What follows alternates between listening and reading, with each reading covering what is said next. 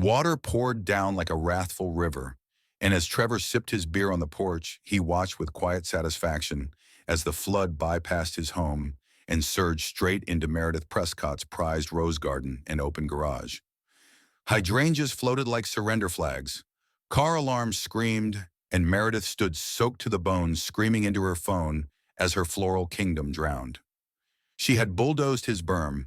Now nature, with a little help from engineering, was bulldozing her pride. Picture this. You're returning home from a stormproofing project out in Apache Junction, sunburnt and dusty, ready to kick off your boots and crack open a cold one on your back porch, only to find the very thing protecting your house from Mother Nature's wrath has been obliterated, bulldozed, flattened like a pancake at a truck stop diner.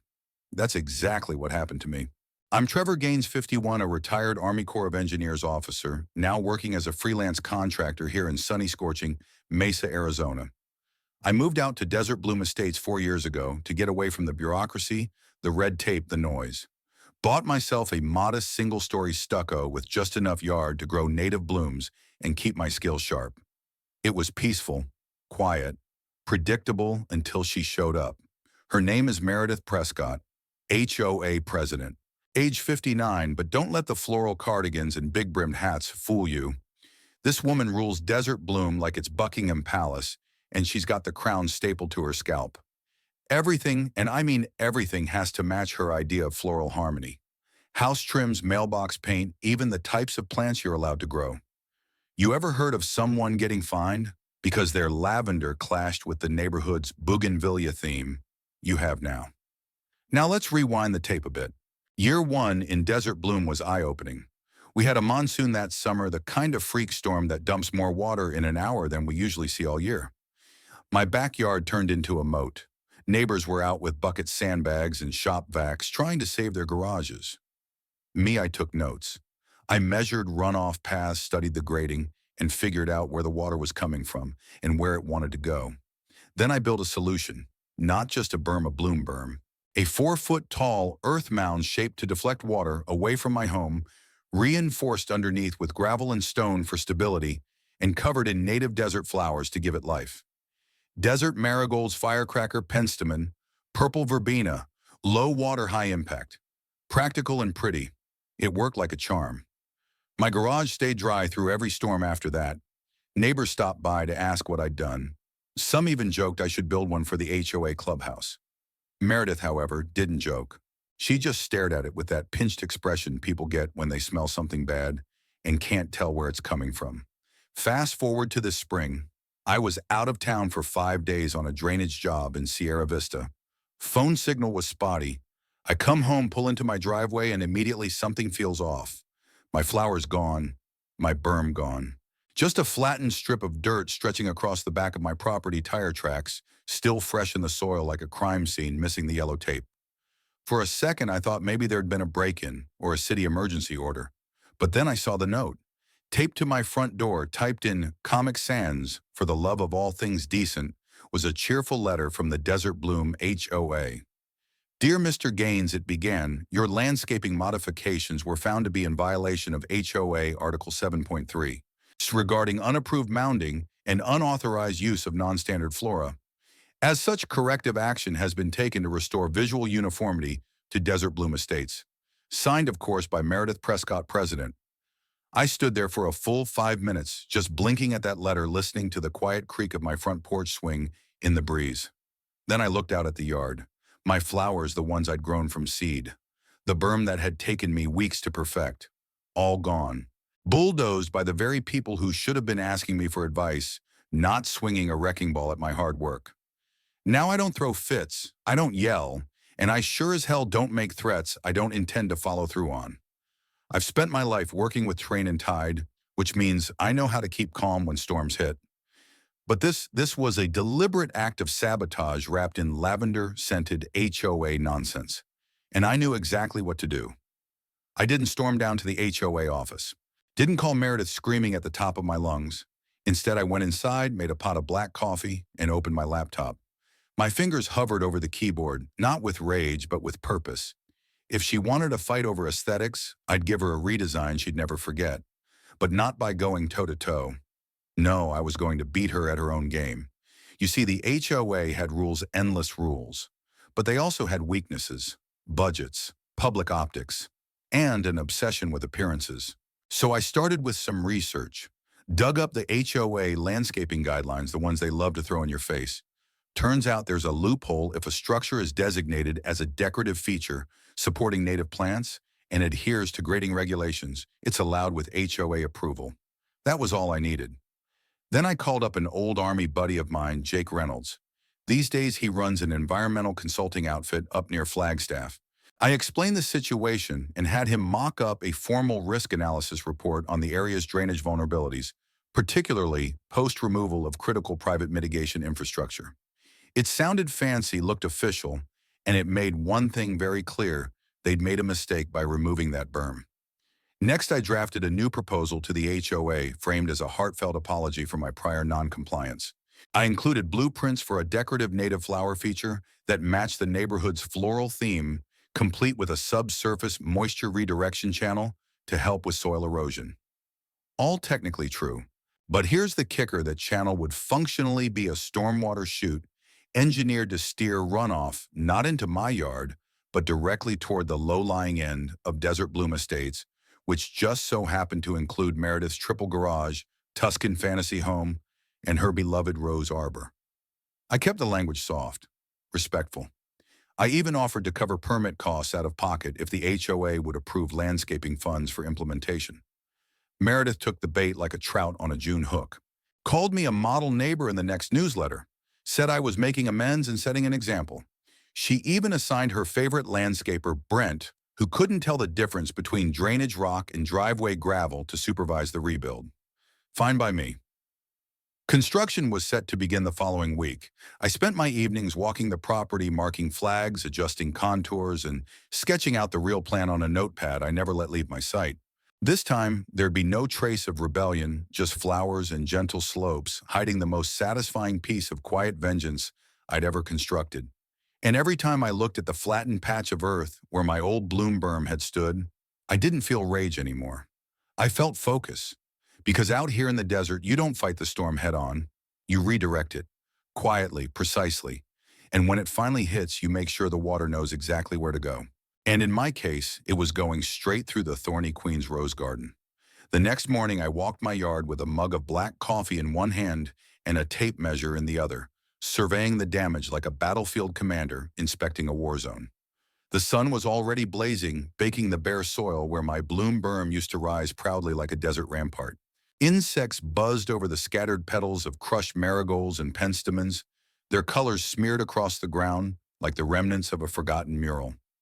The tire tracks were still fresh, cutting through the earth like scars, and in my gut, I knew Meredith had probably stood right there, arms crossed, chin up, watching the demolition like she was hosting a garden party. But I wasn't going to let her see me rattled. I'd already made my decision. This wasn't going to be a screaming match or a letter war. This was going to be an operation, precise, tactical, and if done right, devastating. By mid-morning, I was seated at my drafting table inside, sketching a plan that would make even my old CO proud. I was going to build a new berm, a better one, not just better, undetectable. A structure that would check every single one of Desert Bloom's aesthetic boxes, while quietly carrying out its real mission to return the water right back where it should go and take down Meredith's rose-covered ego with it.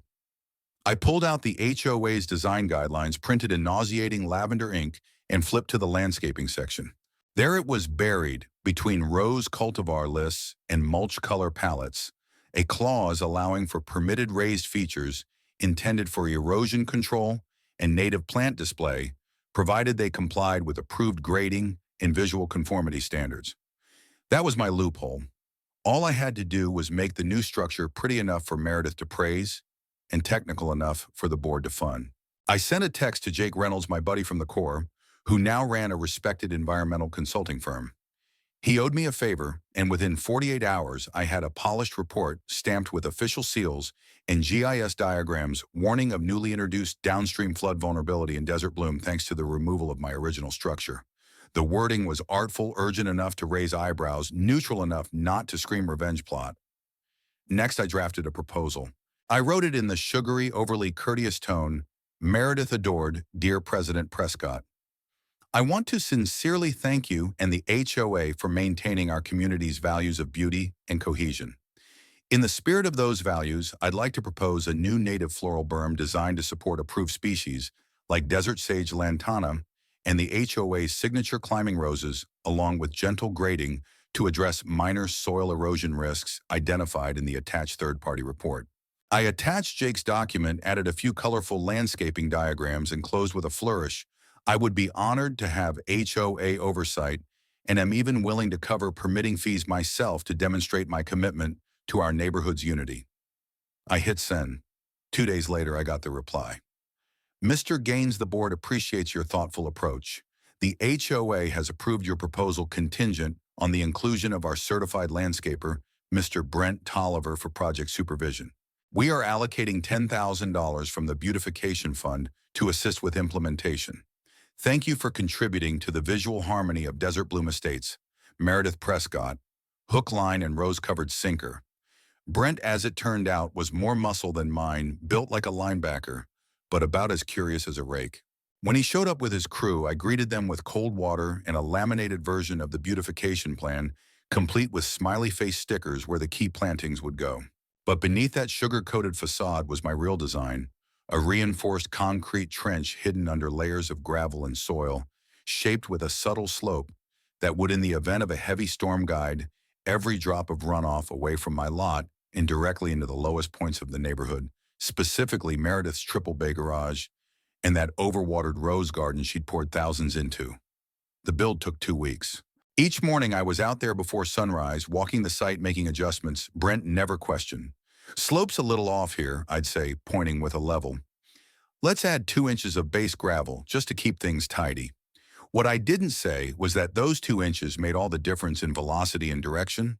While Brent fussed about flower placement, I carefully embedded a smooth concrete channel at the core of the berm's interior, sealed, graded, and practically invisible once the topsoil and decorative flora went in. To Meredith's eye, it was just a beautiful new feature, a neatly contoured bloom berm bursting with color. But to me, it was a silent, elegant act of vengeance. Meredith visited the site every other day, clipboard in hand-perfumed cloud, arriving 5 seconds before she did. She loved to micromanage.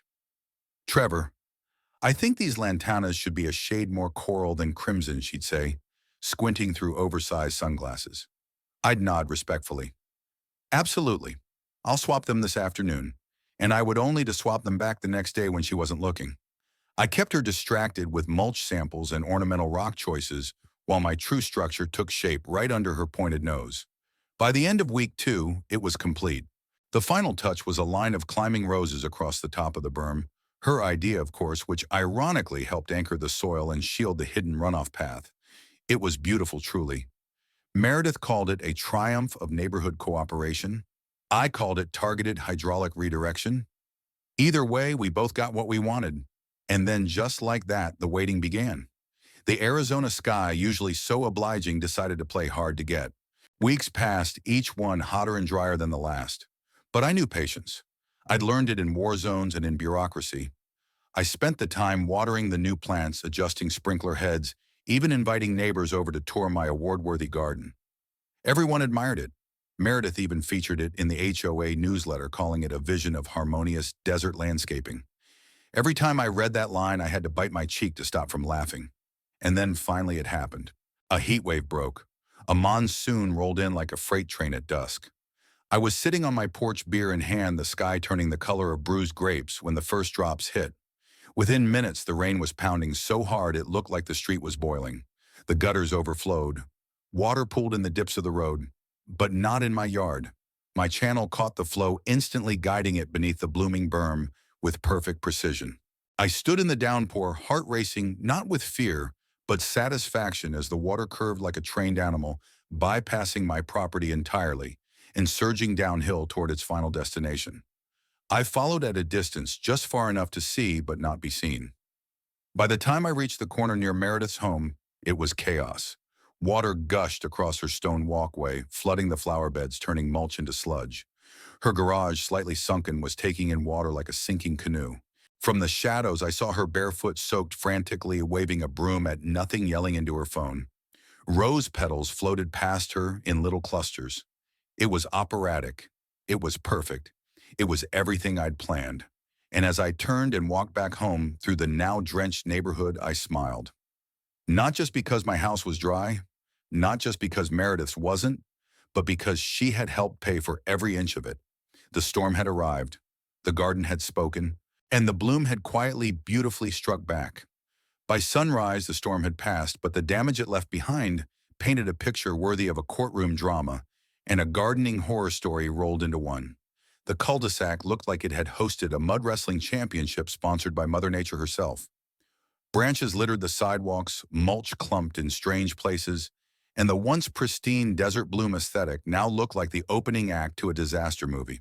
But my house, not a drop inside. Not a speck of mud near the foundation. My new bloom berm had performed flawlessly. Rainwater had flowed cleanly through the invisible channel, skirted around my home like a well-trained soldier avoiding landmines, and charged directly into the low point of the neighborhood, the exact coordinates of Meredith Prescott's botanical fortress. From the safety of my porch, I'd watched it unfold in real time, the red roses drowning the hydrangeas, waving like surrender flags, and Meredith herself barefoot soaked, flailing around her garage like she was bailing out the Titanic with a dustpan. It was tragic. It was poetic. It was everything I'd engineered. But it wasn't over. Not yet. Because I knew Meredith. She didn't lose quietly. No matter how wet her designer sneakers got, she'd find a way to twist this around to point the finger at someone, preferably me. And sure enough, by noon, she was stomping up my walkway clipboard in hand hair, still damp from the flood rage, vibrating off her like heat off the desert asphalt. Mr. Gaines, she snapped, her voice already an octave too high. We need to talk about your so-called improvement. I opened the door with my best poker face. Of course, Meredith. Care for a coffee? It's hazelnut. I roasted the beans myself. She ignored the offer and pushed past me into the foyer like she was inspecting a crime scene. My garage is a swamp. My entire rose bed is ruined. This, she hissed, shaking a copy of my HOA-approved proposal. This project you pushed through has redirected water intentionally or not into my property. That is sabotage, and you will be hearing from my attorney.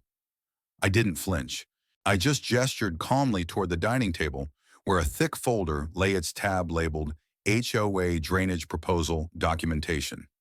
Approved. I opened it like a magician, revealing the final card in a trick. Actually, I said, what you'll be hearing first is this. I pulled out the survey from my consultant, the one warning about post-demolition flood risk. You approved this report, Meredith. It clearly outlined the need for a drainage feature following the removal of my original berm. The HOA signed off. You signed off. I flipped to the signed page, tapped my finger right on her. Name circled in red ink. And here I continued, sliding over a printout of the HOA minutes from the meeting where she called the project a triumph of unity. You gave this a standing ovation. Her face went pale beneath the layers of blush. But I wasn't done. I stood, walked over to my front door, and pulled up a live feed from my doorbell cam. And this, I said, as I hit play, shows your hired crew flattening my original berm without permission while I was out of town. Which, by the way, is trespassing and property destruction. On screen, her landscapers laughed as the bulldozer did its work. Meredith standing with her clipboard pointing dramatically like a general directing an airstrike. Silence fell in the room. For a brief, glorious second, even the birds outside seemed to stop chirping. Meredith opened her mouth, then closed it again. Her hands trembled, but she tried one last desperate shot. You manipulated the water flow. You knew exactly what would happen. I looked her dead in the eye. No, Meredith. I built exactly what you approved. Every inch, every stone, every flower. I followed your rules. You just didn't think those rules would apply to you, too. She stormed out without another word. But her silence wasn't surrender. I knew better. Which is why I'd already submitted everything, every email, blueprint, video, and permit to the HOA board, along with a formal request for an emergency meeting. That meeting, held 3 nights later in the community clubhouse, was the kind of spectacle you only see once or twice in a lifetime. Residents packed the room, some standing against the walls, others whispering about flooded cars and soggy flower beds. Meredith took the podium first, trying to regain her usual posture, but the water damage to her reputation was already spreading faster than mold. Residents, she began, we've experienced an unprecedented weather event. However, certain projects, though approved in good faith, have led to unintended consequences that demand accountability. She turned her gaze toward me like a searchlight in a prison yard. And I believe we need to address the source of those consequences tonight. I waited until she was done before calmly rising and plugging my laptop into the projector. What followed was a 20-minute presentation, so methodical, so precise, it might as well have come with its own theme music. Slide 1, the storm's path illustrated with GIS overlays. Slide 2, HOA's landscaping map showing the neighborhood slope. Slide 3, Meredith's signature on my plan. Slide 4, the video of her ordering my berm's demolition. Slide 5, the consultant report warning of redirected water if mitigation wasn't implemented. Slide 6, real-time data from my property's runoff sensors showing the channel behaved exactly as designed. When I finally closed the presentation, I said nothing. The room did the talking for me. Murmurs turned into gasps. A woman in the back muttered, "She knew." Then old man Becker, who hadn't spoken at a single meeting in 2 years, stood up and said, "He warned us. You ignored him. You turned his flowers into a flood, and now my truck's totaled." That was the match. Within 5 minutes, a motion was introduced to remove Meredith Prescott as HOA president. The vote unanimous. She didn't even stay to hear the final count. She left the clubhouse in silence, her clipboard hanging limp in her hand, mascara smudged by tears or sweat or both. I didn't smile. Not there. Not then. But I felt it in my chest, a quiet, earned kind of satisfaction. I hadn't yelled. I hadn't sued. I'd simply outplanned, out-executed, and outlasted. And now it was time for the final chapter. The HOA, humbled and suddenly very interested in infrastructure, appointed me as the new drainage consultant. I proposed a comprehensive redesign using my original plans scaled up for the whole neighborhood. New culverts, proper grading, emergency runoff zones disguised as decorative swales. The board approved the plan, handed me a $15,000 check for consulting, and begged me to oversee the whole thing. Meanwhile, I quietly edited a video I'd been piecing together over the last few months, drone footage, time lapses of construction bits of doorbell cam, and a particularly juicy clip of Meredith saying, "This will make the neighborhood beautiful again." I titled it, "How a HOA Queen Flooded Her Own Roses and Paid Me to Fix It." Uploaded it to my YouTube channel, Bloom Defense. The internet ate it up. Within 2 weeks, it passed 500,000 views. Comments flooded in, pun intended, from folks in Florida to Fresno, all saying the same thing: "You're a legend, man." Ad revenue followed. Sponsors reached out. I started posting flood-proofing tips, DIY storm prep guides, and breakdowns of HOA loopholes that could save homeowners thousands. I wasn't just fixing drainage anymore. I was building a brand. Meredith She listed her house the following month. Rumor was she couldn't handle the whispers at the mailbox or the sight of that berm blooming at the top of the street. She moved out quietly, leaving behind a withered garden and a legacy no one wanted to inherit. Desert Bloom Estates changed after that. The new board relaxed, the sillier rules gone were the fines for mismatched flower pots and banned bird feeders. Money went to real improvements, repaved sidewalks, updated storm channels, and a community greenhouse funded by savings from eliminating Meredith's vanity projects. And me, I kept it simple. Built a new pergola, planted some more marigolds, sat on my porch most evenings, cold beer in hand, watching the sun dip behind the desert hills, and the flowers sway gently in the breeze. The berm stood tall, beautiful, functional, and silent, just like it was always meant to be. Because sometimes the most satisfying kind of justice isn't loud. It's quiet, strategic, and lined with wildflowers. Sometimes the loudest victories are the quietest ones. What Trevor Gaines teaches us isn't just about clever engineering or how to deal with an overbearing HOA. It's about restraint, dignity, and the incredible power of strategy over anger. In a world that often celebrates who shouts the loudest or retaliates the fastest, Trevor's story reminds us that true strength lies in patience, preparation, and purpose. When someone crosses a line, especially someone who abuses authority like Meredith Prescott did, the instinct to lash out is human. But Trevor didn't let rage write his story. He chose to let logic, experience, and calm action do the talking. That decision made all the difference, not just in protecting his home from floodwaters, but in protecting his reputation and earning the respect of an entire community. The lesson here is simple but profound. You don't need to be loud to be powerful. You don't need revenge to win. You just need a plan and the courage to stick to it. When you're in the right, let truth be your foundation and let integrity be the channel through which justice flows. To those listening who may be dealing with their own Meredith, a difficult neighbor, a toxic boss, an unfair system, remember Trevor's approach. Document everything, know your rights, look for the overlooked angle. Whether it's a legal option, a smarter way forward, or simply walking away with your peace intact, your strength is in how you respond. Because real justice isn't about tearing others down, it's about lifting yourself up without compromising who you are.